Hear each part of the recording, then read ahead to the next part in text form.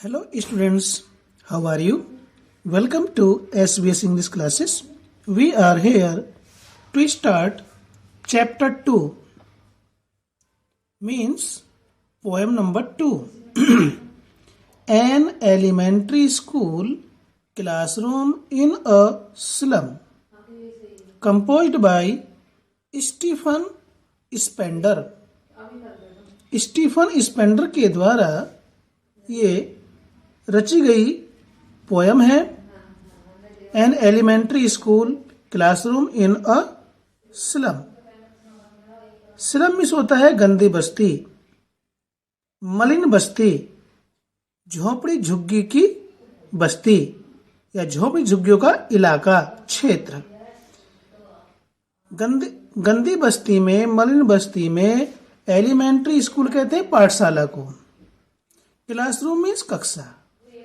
मलिन बस्ती या गंदी बस्ती में पाठशाला की एक कक्षा.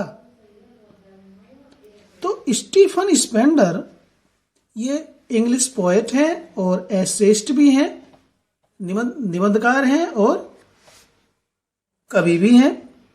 और ये 1930 के जो कविता आंदोलन है उसके अग्रदूत हैं. उन अग्रदूतों में से एक रहे और स्टीफन स्पेंडर ने अपने समय की सामाजिक, राजनीतिक समस्याओं में अपनी गहरी रुचि दिखाई. उनमें गहरी रुचि लेते थे, वो समाज के बारे में चिंता करते थे और समाज सुधारक के रूप में अपने समय के समाज सुधारक और अमन चाहने वाले शांतिवादी के रूप में स्टीफन स्पेंडर ने लोगों की जो नीति, नैतिक और शिक्षा की जो मूल्य थे उनके बारे में प्रश्न उठाया. इस कविता के माध्यम से, इस पोएम के माध्यम से मलिन बस्ती में जो स्कूल बना हुआ होता है उसमें पढ़ने वाले बच्चों की सुख सुविधाओं, उनके विकास, मानसिक, बौद्धिक, उज्जवल भविष्य के बारे में चिंता करते हैं. और इस कविता के माध्यम से सरकार को, लोगों को, समाज के उन बड़े लोगों को इसके बारे में अवगत कराते हैं. इस पोएम में कवि सरकार का और समाज का ध्यान उन बच्चों की ओर जो मलिन बस्ती में रहते हैं, उनके रहन सहन और अध्ययन के बारे में आकर्षित करते हैं. वहां पर स्कूल में एक सुंदर मानचित्र टंगा होता है जो शहरों को, जहाज को और प्यार को प्रदर्शित करता है. परंतु ये बच्चे इन सब चीजों से वंचित होते हैं. इन सब चीजों का इन बच्चों के जीवन में कोई महत्व नहीं है. ये सब चीजें महत्वहीन है. जो वहां पर मानचित्र टंगा हुआ है, उस पर बने हुए जो चित्र हैं, उनका कोई इनके जीवन में महत्व नहीं है. और वह चाहते हैं कि इस स्कूल में पढ़ रहे गंदी बस्ती के बच्चों को शिक्षा मिलनी चाहिए ताकि उनका जीवन का उत्थान हो सके और उन्हें अपने जीवन को विकसित करने के लिए सारी जो सुविधाएं हैं वो मिलनी चाहिए. इस कविता के माध्यम से, इस पोएम के माध्यम से स्टीफन स्पेंडर बताना चाहते हैं. आइए तो शुरू करते हैं पोएम.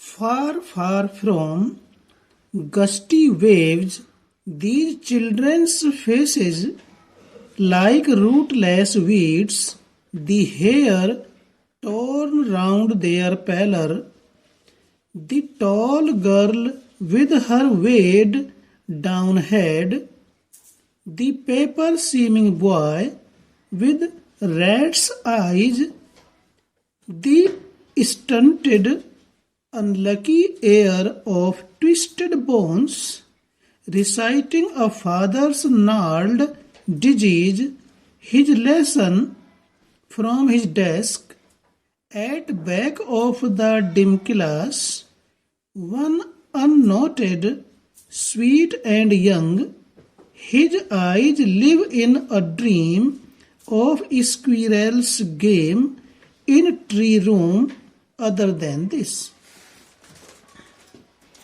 स्टीफन स्पेंडर कहते हैं, उस झोपड़ी झुग्गी के इलाके के बारे में बातचीत करते हुए उस झोपड़ी झुग्गी के इलाके में बने हुए उस स्कूल के बारे में बताते हैं जिसमें उस झोपड़ी झुग्गी में रहने वाले बच्चे पढ़ते हैं। फार फ्रॉम गस्टी वेव्स, गस्टी कहते हैं हवा के तेज झोंके, वेव्स मीन्स लहरें। झोपड़ी झुग्गी का स्कूल, गंदी बस्ती का स्कूल, समुद्र या नदी जिसमें हवा के तेज झोंकों के साथ लहरें उठती हैं, अर्थात हवा के तेज झोंके से नदी या समुद्र में ऊंची ऊंची लहरें उठती हैं, से दूर बनाया गया है। यानी कि झोपड़ी झुग्गी का जो स्कूल है वो समुद्र या नदी जिसमें तेज हवा के झोंकों से ऊंची ऊंची लहरें उठती हैं से दूर बनाया गया है। These children's faces,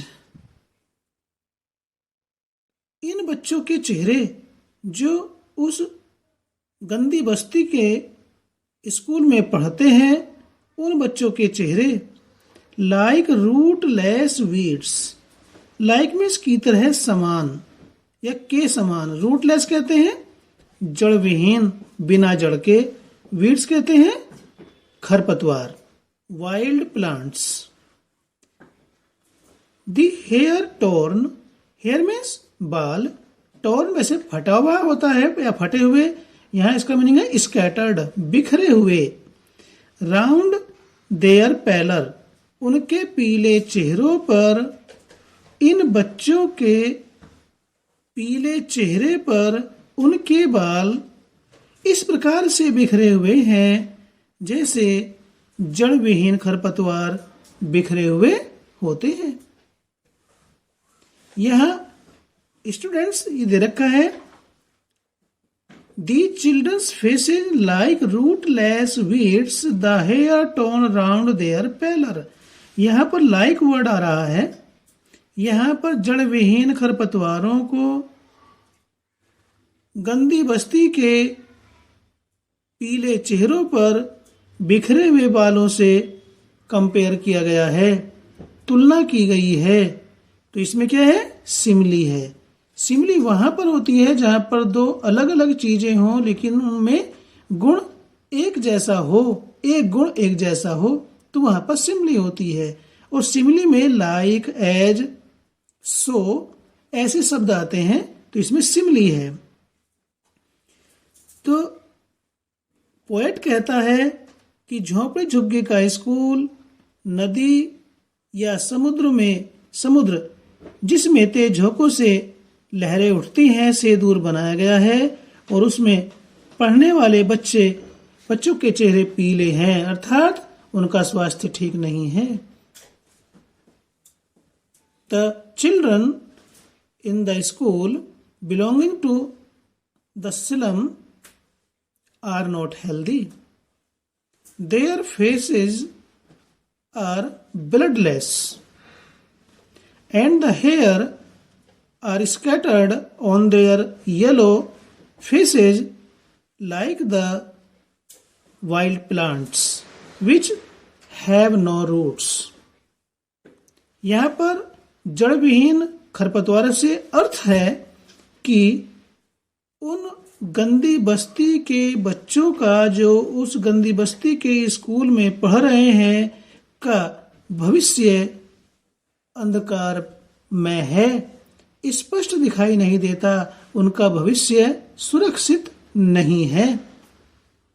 the tall girl with her weighed down head, उस स्कूल में एक लंबी लड़की भी पढ़ रही है या पढ़ती है, उसका स्वास्थ्य भी ठीक नहीं है। With her weighed down head, अपना भारी सिर नीचे को झुकाए हुए है। Means there is a girl also in the school, she is not healthy, she is ill and tired, she keeps her head down because she does not feel well, वह बीमार है और सिर नीचे को झुकाए हुए है, कमजोर महसूस करती है। और फिर कवि क्या कहता है आगे poet, the paper seeming boy with rat's eyes, paper seeming boy means paper के जैसे देखने वाला, कागज के जैसा देखने वाला एक लड़का भी वहां पर है। कागज के जैसा देखने से मतलब क्या है, एक लड़का बहुत ही पतला दुबला है, विद रेड्स आईज, जिसकी आंखें चूहे की आंखों के समान है, अर्थात जिसकी आंखें चूहे की आंखों के जैसी दिखाई देती हैं।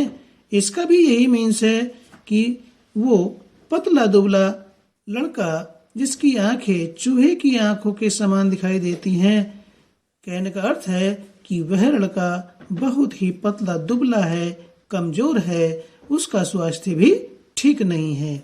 कुल मिलाकर के पोएट स्टीफन स्पेंडर उस मलिन बस्ती के बच्चों के स्वास्थ्य के बारे में, वहां के पर्यावरण के बारे में और बच्चों की शिक्षा के बारे में और उनके अंधकार में भविष्य के बारे में लोगों को इस पोएम के माध्यम से बताना चाहता है। सरकार का ध्यान और समाज के लोगों का ध्यान आकर्षित करना चाहता है कि गंदी बस्ती में रहने वाले बालकों का भविष्य किस प्रकार का है।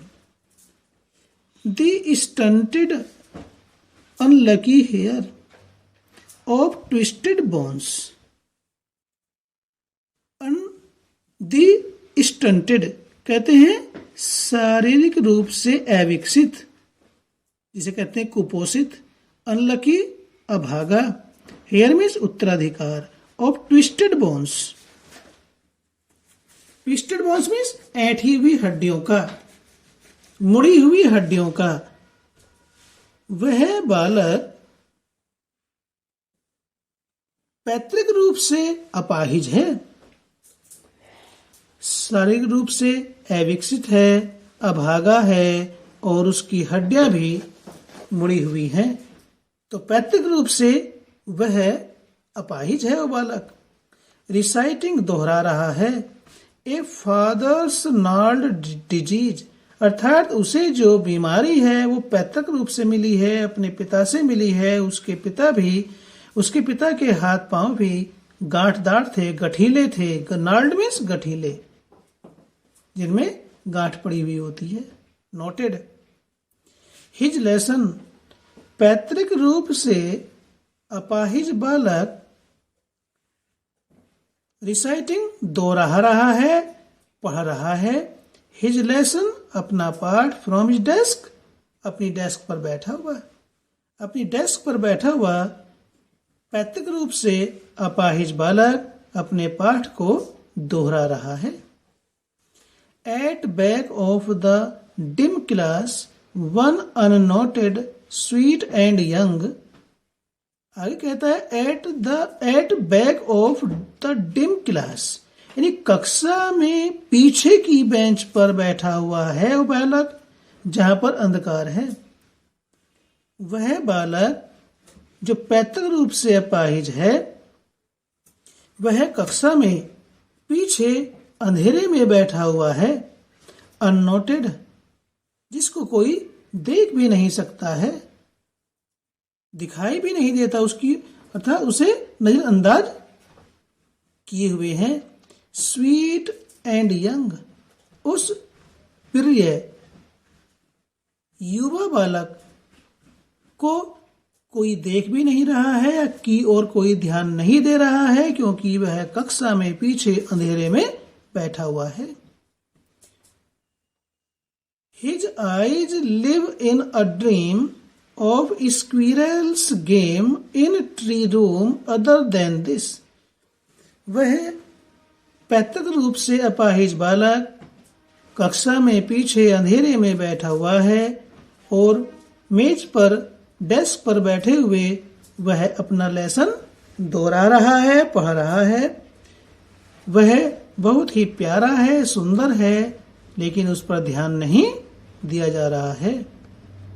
His eyes live in a dream. उसकी आंखें स्वप्न में रहती हैं, मीन्स वह स्वप्न में डूबा हुआ है। किस चीज के?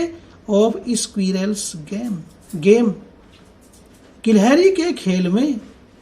इन ट्री रूम कहते हैं पेड़ में जो खोकर होती है, इसे कोटर बोलते हैं। पेड़ की खोकर में या पेड़ की कोटर में गिलहरी के खेल को वह देख रहा है। अदर देन दिस, इस कमरे से बाहर। इस कमरे से बाहर पेड़ की कोटर में वह गिलहरी को देख रहा है।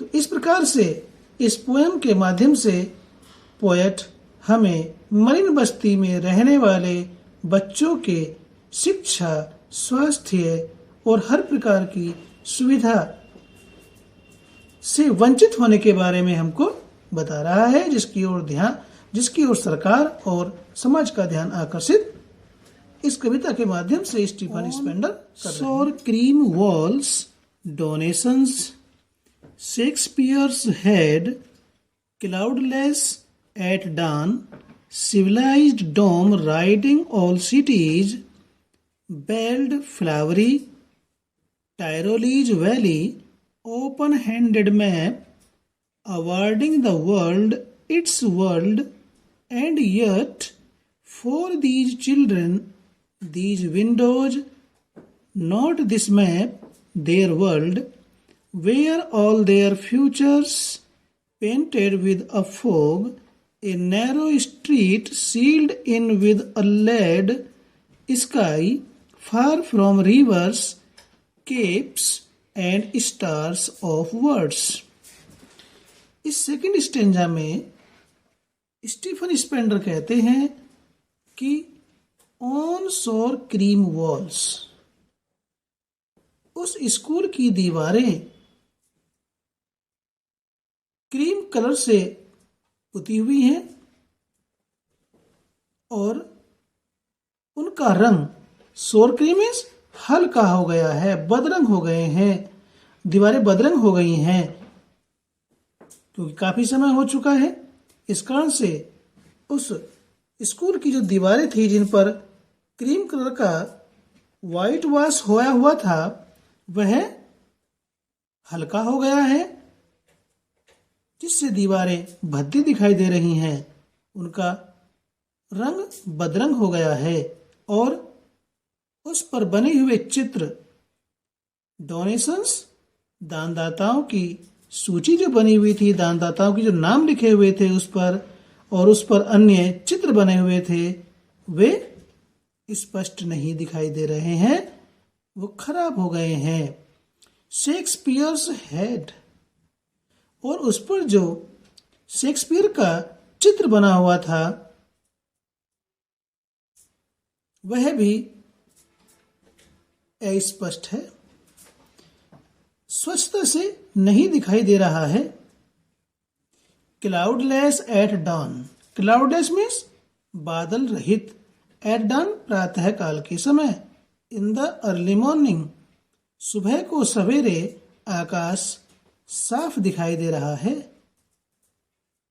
सिविलाइज्ड डोम राइडिंग ऑल सिटीज, और सारे शहरों में स्कूलों के गुंबद साफ सुथरे दिखाई दे रहे हैं। Civilized dome, neat and clean dome are looking all over the cities, सभी शहरों में स्कूल के गुंबद स्वच्छ दिखाई दे रहे हैं क्योंकि प्रातःकाल के समय सुबह सुबह आकाश स्वच्छ है,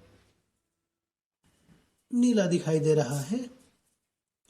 बेल्ड फ्लावरी टायरोलीज वैली और ऑस्ट्रेलिया की जो टायरो नाम की घाटी है, flowery means is full of flowers, fragrant flowers. Australia की टायरो घाटी फूलों से भरी हुई है, वहां पर फूल खिले हुए हैं और फूलों की सुगंध से महक रही है। और वहां पर गंदी बस्ती में स्कूलों में बजने वाले घंटों की आवाज वहां स्पष्ट सुनाई दे रही है। ऑस्ट्रेलिया की घाटी में खिले हुए फूलों के बीच स्कूलों में बजने वाले घंटों की आवाज सुनाई दे रही है। Open handed map awarding the world it's world. Open handed map, उदार मानचित्र, जो वहां स्कूल की दीवारों पर टंगा हुआ है। Awarding, showing the world it's world, संसार की विभिन्न प्रकार की जानकारियों को दर्शा रहा है। जो मानचित्र होता है, नक्शा होता है, वह है जो वहां दीवार पर टंगा हुआ है। दीवार पर संसार का राजनीतिक चित्र टंगा है, नक्शा टंगा है, जिससे संसार के बारे में जानकारी होती है, जिससे संसार के बारे में ज्ञान होता है, वह वहां पर टंगा हुआ है। उस पर विभिन्न प्रकार के चित्र बने हुए हैं जो संसार के बारे में जानकारी देता है। एंड येट, और फिर भी, for these children these Windows not this map there world, यानी कि वहां पर टंगा हुआ नक्शा जो दुनिया की तमाम जानकारी प्रदान करता है, फिर भी इन बच्चों के लिए, इस गंदी बस्ती के स्कूल में बने हुए बच्चों के लिए ये नक्शा नहीं, दीज विंडोज देयर वर्ल्ड, ये खिड़कियां ही इनका संसार है। ये संसार का नक्शा इनका संसार नहीं है, बल्कि इन बच्चों के लिए, गंदी बस्ती में बने स्कूल में पढ़ने वाले बच्चों के लिए ये खिड़कियां ही, जो उसकी स्कूल की खिड़कियां थी, और उस स्कूल की खिड़कियों से गंदी बस्ती उनको दिखाई देती थी। तो कवि, पोएट कहता है कि इन बच्चों के लिए, फिर भी इन बच्चों के लिए ये नक्शा इनका संसार नहीं है, बल्कि इन खिड़कियों से दिखाई देने वाली ये झोपड़ी झुग्गी गंदी बस्ती ही इनका संसार है। Where all their futures painted with a fog, जहां पर ऑल देयर फ्यूचर, इनका सारा भविष्य, इज पेंटेड, रंगा हुआ है, विद अ फॉग, धुंध से, जहां इनका भविष्य धुंध से भरा हुआ है, अर्थात इनका भविष्य अंधकार में है। यानी कि इस खिड़की से दिखाई देने वाला जो इनका गंदी बस्ती है, झोपड़ी झुग्गियों का इलाका है, इस झोपड़ी झुग्गी के इलाके में, गंदी बस्ती में, इनका भविष्य धुंधलाहट से भरा हुआ है, धुंध से भरा हुआ है, अर्थात इनका भविष्य उज्जवल नहीं है। इन्हें कोई अपने जीवन की उज्जवल किरण दिखाई नहीं देती है, क्योंकि वहां रहने पर उनका स्वास्थ्य, उनका वातावरण, उनका पर्यावरण, उनकी शिक्षा और जीवन की मूलभूत आवश्यकताएं वहां पर पूरी नहीं होती हैं, इसलिए उनका भविष्य असुरक्षित है और अंधकारपूर्ण है। A narrow street sealed in with a lead sky, a narrow street, एक तंग गली, सील्ड इन, अंदर से बंद है, विद अ लेड, सलेटी नीले रंग के आकाश से, और सलेटी नीले रंग के आकाश से तंग गलियां अंदर से बंद हैं, अर्थात उनके जीवन का रास्ता, जो छोटा रास्ता है,